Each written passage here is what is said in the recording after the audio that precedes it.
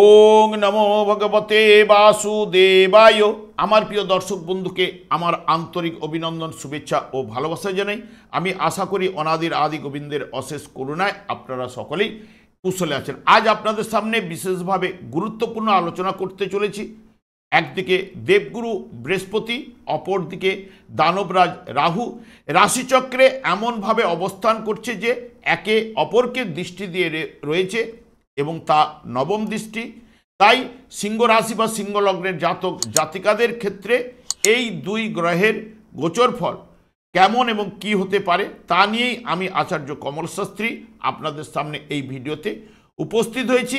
আপনারা হয়তো কেউ কেউ জানেন দেবগুরু বৃহস্পতির দৃষ্টি অমৃত সম, আর অপর দিকে রাহুর দৃষ্টি একেবারেই তার উল্টো, অর্থাৎ প্রচণ্ড অশুভকারক। বৃহস্পতির মধ্যে জ্ঞান, প্রজ্ঞা, আধ্যাত্মিকতা এবং ধনকারক, বিদ্যার কারক ও পুত্রেরও কারক। জন্মকুণ্ডলিতে বৃহস্পতি ও নবম ভাব অর্থাৎ আধ্যাত্মিক নির্দেশ করে এবং যে জাতক পূর্ব জন্মে কতটা পুণ্য কর্ম করেছে, বৃহস্পতি যদি বলবান এবং শুভ ভাবস্থ হয় তাহলে জাতক দৈব অনুগ্রহ লাভ করে থাকে এবং যে কোনো বিপদ আপদ থেকে পরিত্রাণ কিন্তু পাই। অপরদিকে রাহু ছায়াগ্রহ হলেও কাজকর্ম রাহু ঠিক শনির মতো এবং কেতু মঙ্গলের মতো। মানব জীবনে এদের কার্যকারিতা ও প্রভাব অস্বীকার করার উপায় নেই। রাহুর মধ্যে কামনা, বাসনা, লোভ, লালসা এবং ভোগ করার প্রবণতা, হঠাৎ হঠাৎ কিছু ঘটনা ঘটাবার প্রবণতা ইত্যাদি ইত্যাদি কিন্তু রাহুর মধ্যে কিন্তু রয়েছে। বৈদিক জ্যোতিষে নৈসর্গিক গ্রহ হচ্ছে বৃহস্পতি, আস্তিকের প্রতীক, আর রাহু হলো নাস্তিকের প্রতীক। বৃহস্পতির অমৃতসম দৃষ্টিতে অশুভ ব্যক্তির অশুভত্ব নাশ হয়, ব্যক্তি সফল হয়, জীবনও সুন্দর হয়ে ওঠে। কিন্তু অশুভ শক্তির নজর মানুষের ব্যক্তিত্বকে নষ্ট ও ধ্বংস করে দেয়। জন্মকুণ্ডলিতে বৃহস্পতি শুভ অবস্থান করলে তাহলে ফলাফল মিষ্টি, অর্থাৎ সুন্দর ও আনন্দময় হয়ে ওঠে। অপরদিকে রাহু জন্মকুণ্ডলিতে শুভ অবস্থান করলে শুভ ফল প্রদান করবে, নচেত কিন্তু অশুভ ফল কিন্তু প্রদান করে থাকে। এরপরেই আমি চলে আসছি, দেখুন সিংহ রাশি বা সিংহ লগ্নের জাতক জাতিকাদের ক্ষেত্রে বিশেষ করে বৃহস্পতি কিন্তু লাভ স্থানে অর্থাৎ একাদশভাবে কিন্তু অবস্থান করছে এবং আপনাদের ক্ষেত্রে সপ্তমভাবে অর্থাৎ রাহু কিন্তু অবস্থান করছে।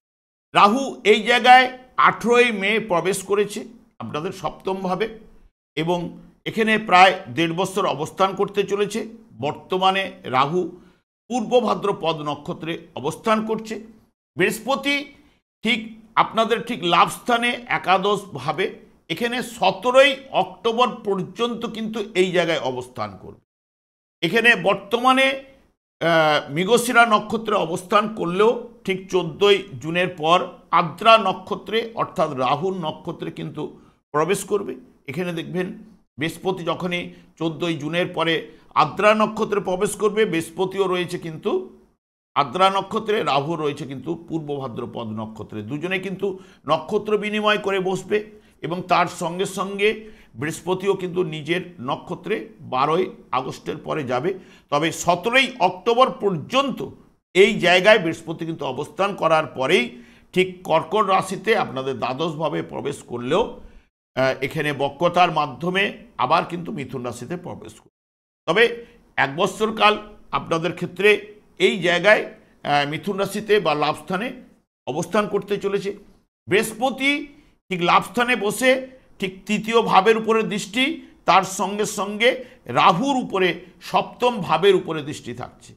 রাহুরও এবং বৃহস্পতি এই জায়গায় অবস্থান করলেও নিজে এই আপনাদের ক্ষেত্রে 5ম ভাবের অধিপতি গ্রহ এবং 8ম ভাবের অধিপতি গ্রহ হলেও এখানে যেহেতু বৃহস্পতি আপনাদের ক্ষেত্রে শুভকারক গ্রহ এবং লাভ স্থানে এবং এই জায়গায় শুভ ফল আনার জায়গাটা করবে এবং রাহুও ঠিক 7ম ভাবে অবস্থান করছে একদম, এবং রাহুও ঠিক এই জায়গাটায় অবস্থান করলো, শনিদেবকে যেহেতু রিপ্রেজেন্ট করায় সেই কারণে ষষ্ঠ ভাবেরও নির্দেশক হয়ে বসে রয়েছে। এবং রাহুর দৃষ্টি কিন্তু সপ্তমভাবে অবস্থান করলো, অষ্টমে শনির উপরেও কিন্তু থাকছে। তার সঙ্গে সঙ্গে রাহুর দৃষ্টি ঠিক তৃতীয়ভাবে আপনাদের রাশি বা লগ্ন সাপেক্ষে থাকছে এবং লাভ স্থানে বৃহস্পতির উপরেও কিন্তু থাকছে। তবে বৃহস্পতি যদি জন্মকুণ্ডলিতে শুভ এবং বলবান থাকলে একাদশভাবে অবস্থানে রাহুর যে অশুভ প্রভাবকে বৃহস্পতি নষ্ট অতি অবশ্যই করবে। এবং তবে পুরো মাত্রায় কারো অশুভ প্রভাব নষ্ট করা যায় না, তবে কিছুটা না কিছুটা অতি অবশ্যই রাহুর অশুভ প্রভাব নাশ করবে কিন্তু বৃহস্পতি এই জায়গায় রাহুর থেকে বলবান অবস্থায় কিন্তু লাভ স্থানে অবস্থান করছে।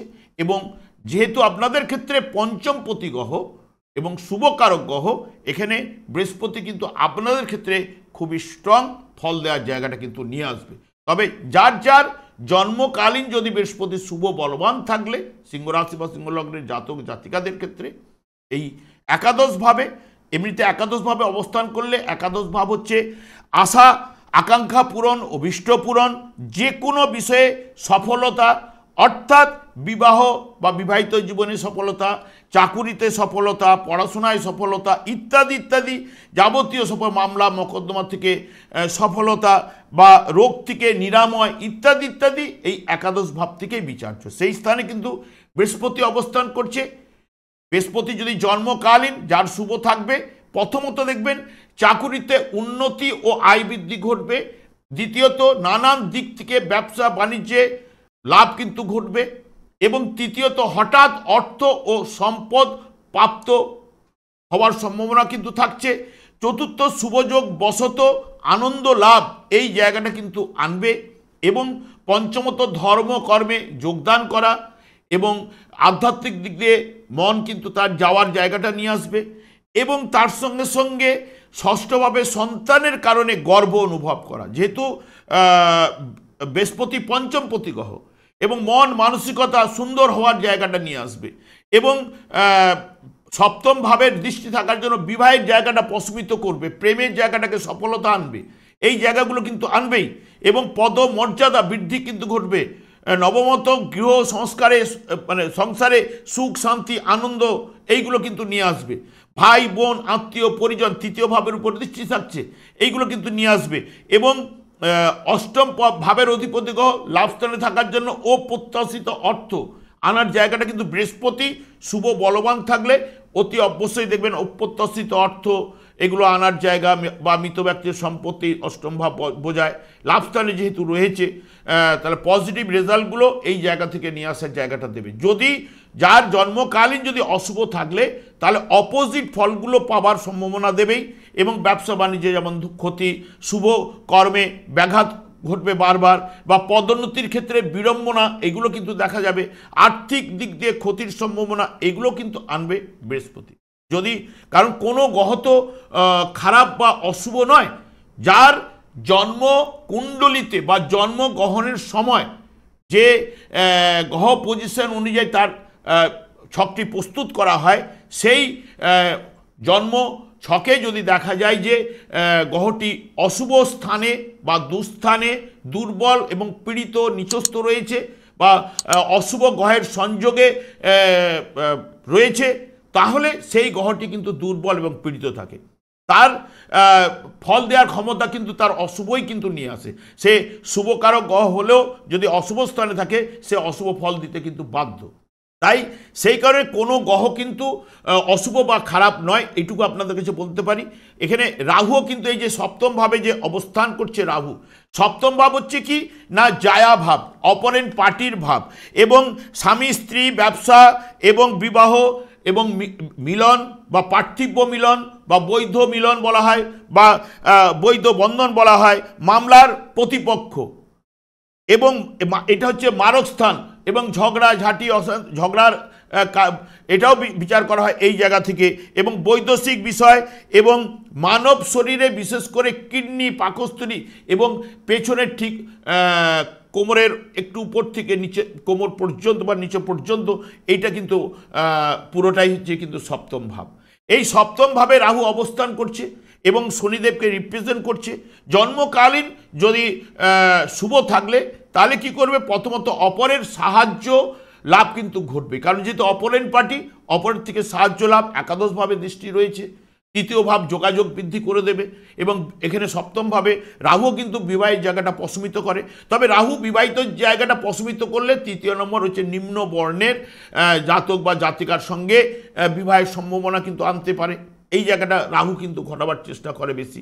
এবং চতুর্থত পার্টনারশিপ ব্যবসা যারা করছেন তাদের জায়গায় সফলতা আনবে। পঞ্চমত ব্যবসা বাণিজ্যের সফলতা লাভ কিন্তু ঘটাবেই। এবং ষষ্ঠত দাম্পত্য জীবনে আনন্দ, পরিবারের সুখ শান্তি, সংসারের সুখ শান্তি, এগুলো সাধারণত রাহু দেবে যদি। এবং অষ্টমত শত্রু হানি ঘটাবে। নবমত যদি দেখেন কর্মতৎপরতা বৃদ্ধি, আর্থিক শ্রীবৃদ্ধি কিন্তু ঘটাতে পারে, কারণ হঠাৎ হঠাৎ লাভ এটাও কিন্তু আনতে পারে। কারণ এই জায়গায় রাহু অবস্থান করলেও একদম অষ্টম ভাবের উপরে দৃষ্টি শনিদেবের উপরে থাকছে এবং তার সঙ্গে সঙ্গে একাদশ ভাবের উপরে থাকছে। রাহুও কিন্তু এইসব ফাটকা, লটারি, শেয়ার ইত্যাদি দেবা অপ্রত্যাশিত অর্থ এগুলো কিন্তু এনে দেয়। তাহলে এই জায়গা থেকে আর্থিক বৃদ্ধি ঘটার সম্ভাবনা দিতে পারে জন্মকালীন যদি শুভ থাকলে। দশা অন্তর্দশা পারমিট করলে এগুলো ফল যাদের চলছে তাদের আনার সম্ভাবনা দিতে পারে। এবং নবমত এগুলো কর্মতৎপরতা এগুলো তো নিয়ে আসবেই। এবং অশুভ হলে এর অপোজিট ফলগুলো কিন্তু পাওয়ার সম্ভাবনা। এবং পত্নী বিচ্ছেদ, ব্যবসা বাণিজ্যে মন্দা বা লোকসান, আর্থিক সংকট, ঋণযোগ এগুলো কিন্তু আর এই কর্মক্ষেত্রে বদল, আইন সংক্রান্ত বিষয়ে ঝামেলায় জড়িয়ে পড়া এইগুলো সাধারণত নিয়ে আসবে। নাহলে জন্মকালীন শুভ থাকলে অতি অবশ্যই দেখবেন শুভ ফল প্রদান করবে। তবে জন্মকালীন পীড়িত দুর্বল যদি থাকে তাহলে এই যে ফলাফলগুলো আমি বলে গেলাম তার তারতম্য ঘটতে পারে, নচেত এই ফলগুলো কিন্তু আপনাদের কাছে উঠে আসবেই। তবে বিশেষ করে দেখবেন যাদের সিংহ রাশি বা সিংহ লগ্নের জাতক জাতিকাদের ক্ষেত্রে জন্মকালীন এই মুহূর্তে যাদের রাহু ধনু রাশিতে অবস্থান করছে তাদের ক্ষেত্রে কিন্তু সেই সকল জাতক জাতিকাদের ক্ষেত্রে ফলটা খুবই খারাপ আসার সম্ভাবনা কিন্তু পেতে পারেন বর্তমানে, এইটুকু আপনাদের বলতে পারি। এবং তার সঙ্গে সঙ্গে আপনাদের রাশি বা লগ্নেতে প্রবেশ করেছে কিন্তু মঙ্গল এবং কেতু। মঙ্গল এখানে 45 দিন অবস্থান করছে। এবার মঙ্গলের দ্বারাও কিন্তু দৃষ্টিটা রাহুর উপরে থাকছে এবং শনিদেবের উপরে থাকছে। এই যে 1-8-এর যে ভাইব্রেশন হচ্ছে বা 1-7-8-এর যে ভাইব্রেশন হচ্ছে এতেও কিন্তু মঙ্গল যেহেতু আপনাদের ক্ষেত্রেও শুভকারক গ্রহ, ভাগ্যপতি গ্রহ। এবং তাহলে এখানে অনেকের ক্ষেত্রে দেখবেন এই যে ভাগ্য ভাবের ঠিক অপোজিটে শনিকে দৃষ্টি দিচ্ছে বা মঙ্গলের দৃষ্টি অষ্টম ভাবের উপর পড়ছে। মঙ্গলও কিন্তু যদি দুর্বল এবং পীড়িত থাকলে তাহলে কিন্তু ভাগ্য বিড়ম্বনা আনার জায়গাটা দিতে পারে। এবং এখানে যেহেতু রাহুকে রিপ্রেজেন্ট করার জন্য বা রাহুর উপরে দৃষ্টি থাকার জন্য কি হচ্ছে, রাহু ষষ্ঠ ভাবের নির্দেশক, শনিও ষষ্ঠ ভাবের নির্দেশক। অনেকের ক্ষেত্রে রোগের কারণে আপনাদের অপারেশন সেগুলো কিন্তু নিয়ে আসতে পারে।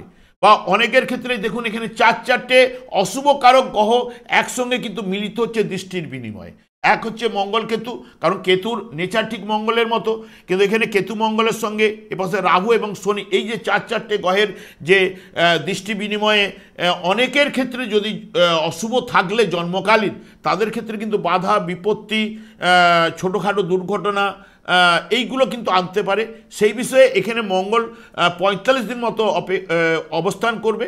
আপনারা যতটা পারবেন যতটা সতর্কতা অবলম্বন করতে পারলেই কিন্তু ভালো। এইটুকু আমার চোখে যেটা উঠে এসছে সেটুকু আপনাদের কাছে তুলে ধরলাম।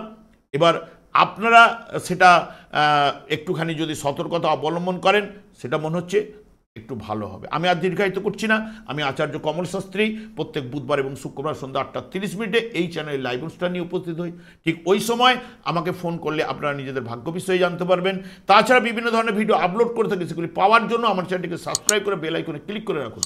যখন আমি লাইভ অনুষ্ঠান বা যে কোনো ভিডিও আপলোড করলে আপনাদের নোটিফিকেশন পৌঁছে যাবে। আমি অনাদিরাদি গোবিন্দের কাছে প্রার্থনা করি আপনারা ভালো থাকুন, সুস্থ থাকুন, আনন্দে থাকুন। আজ এই পর্যন্ত, পরের ভিডিওতে দেখা হচ্ছে। নমস্কার।